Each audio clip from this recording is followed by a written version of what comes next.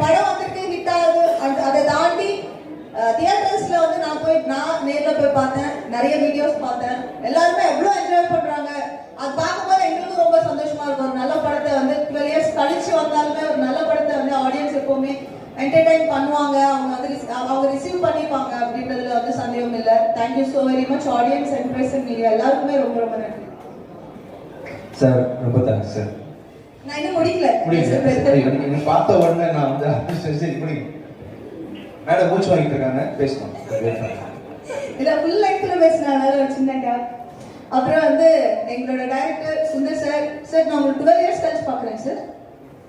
ஆமா, நான் பர்சனலா என்ஜாய் பண்ணேன் சார். நான் நிறைய இடத்துல நிறைய பேருக்கு சொல்லியிருக்கேன், மதகஜ ரதம் வந்தா கண்டிப்பா ஓடும். இதுதான் எல்லாருமே டீம்ல எல்லாருமே சொல்லியிருக்காங்கன்னு சொன்னாங்க. அது எங்களோட நம்பிக்கை அந்த படத்து மேல. அண்ட் நான் பர்டிகுலரா எதுக்கு சொன்னேன்னா, சார் கூட நான் கலகலப்பு பண்ணதுக்கு அப்புறம் இமீடியட்டா பண்ண படம் மதகஜ.